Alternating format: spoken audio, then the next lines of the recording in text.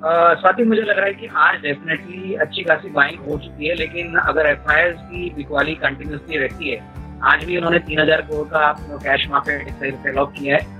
करीबन 5,000 करोड़ था। इस अप्रैल के महीने में करीबन 23,000 करोड़ का एफआईआई का सेलिंग हो चुका है। तो ये अगर एफआईआई के आंकड़े कंटिन्यूसली नेगेटिव होते हैं तो कहीं ना कहीं मार्केट्स को बढ़ने में दिक्कत रहेगी। 17,200 का जो लेवल है वो काफी इंपॉर्टेंट है। अगर मार्केट्स उसको क्लोज करती है कल भी, तो मेरे ख्याल से देन मार्केट्स में थोड़ा अपटर्न जरूर आएगा। नतीजों का सीजन है, तो मैं समझता हूँ कि जो क्वार्टरली रिजल्ट्स आएंगे उसके ऊपर सारे इन्वेस्टर्स और इंस्टीट्यूशंस की नजर रहेगी। तो मेरे ख्याल से इंडेक्स में आपको शायद बड़ी अपसाइड ना देखने को मिले, लेकिन स्टॉक स्पेसिफिक अप्रोच डेफिनेटली इसमें ब्रॉड मार्केट में जो काफी कैश काउंटर्स हैं, यहाँ पे आपको अच्छी तेजी देखने को मिलेगी। तो मेरे ख्याल से कैश के स्टॉक्स पे फोकस करना चाहिए। इंडेक्स को थोड़ा सा बढ़ने में समय लग सकता है, क्योंकि अभी भी जो मैक्रो वेरिएबल्स है वो थोड़े से चैलेंजिंग। स्वाति, पोजिशनल के लिए हमको कैपिटल गुड्स में कमेंट्स काफी पसंद है। इनफैक्ट आज 1100 का भाव है, हमको लग रहा है कि 1200-1225 की एक रेंज है जहां पे 8 से 10 दिन में कंफर्टेबली पॉसिबल है। कंपनी अपने नतीजे भी डिक्लेयर करेगी और जिस प्रकार की कमेंट्री की एक्सपेक्टेशन है वो भी काफी अच्छी लग रही है। 1052 का यहाँ पे आप स्टॉप लॉस रखिए। 8 से 10 दिनों के लिए मुझे लग रहा है कि ये शॉर्ट टर्म में अच्छा रिस्क रिवॉर्ड दे सकता है। लॉन्गर टर्म के लिए तो पिक्चर अच्छा ही है, लेकिन 8 से 10 दिन के लिए करीबन 1200 का एक छोटा सा और नियर टर्म टारगेट इस ट्रेड में बन सकता है।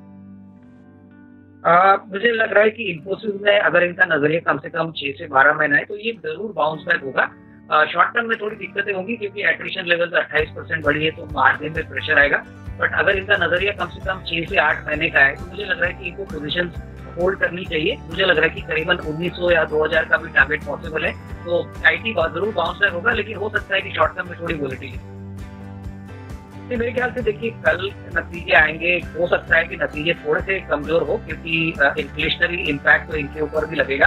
बट मेरे ख्याल से जिस प्रकार की इनकी प्रोडक्ट मिक्स है, बिजनेस मॉडल है, इसमें कोई डाउट नहीं कि कंपनी प्राइस इंक्रीज करके अपना जो कॉस्ट इंक्रीज है वो रिकवर करेगी। इनके लिए मैं यही सलाह दूंगा कि थोड़ा सा medium to long term view रखिए। नेस्ले जैसी कंपनी ट्रेडिंग स्टॉक नहीं है, ये इन्वेस्टमेंट काउंटर है, और अगर ये कम से कम 12-15 महीने रख देते हैं तो अच्छा रिस्क रिवॉर्ड बन सकता है। तो कंटिन्यू टू होल्ड, यही राय रहेगी।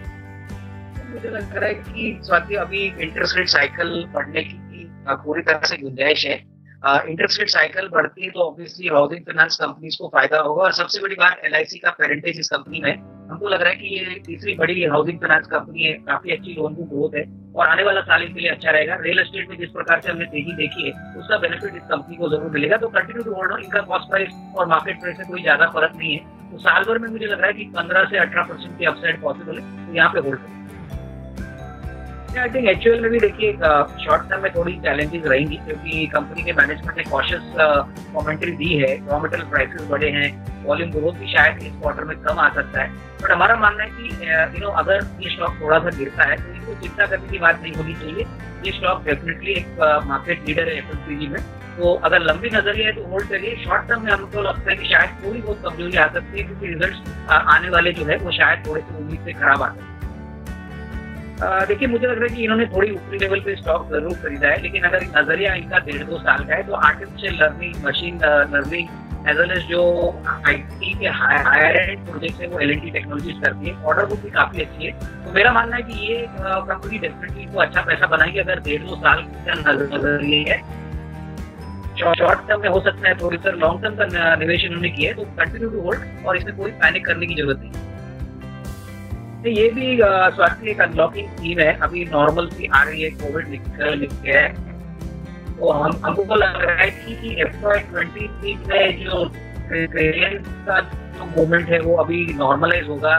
इनकी काफी टूरिज्म रिलेटेड जो ट्रेन है वो भी शुरू हो जाएगी। प्लस पानी का बिजनेस तो इनका, और जो खाने पीने की जो चीजें वो भी अभी कुछ फ्लो में पैसेंजर्स को मिलेगी। तो थोड़ा सा 1 साल के लिए इंतजार करिए। मुझे लग रहा है कि 1 साल में हो सकता है कि पूरी तरह से अच्छी रिकवरी देखने को मिले और करीबन 850-900 का एक फर्स्ट टारगेट बनेगा। इसमें कोई डाउट नहीं कि ये मोनोपोली बिजनेस है और इसमें रेटिंग जरूर आएगी, तो थोड़ा समय इंतजार करना पड़ेगा।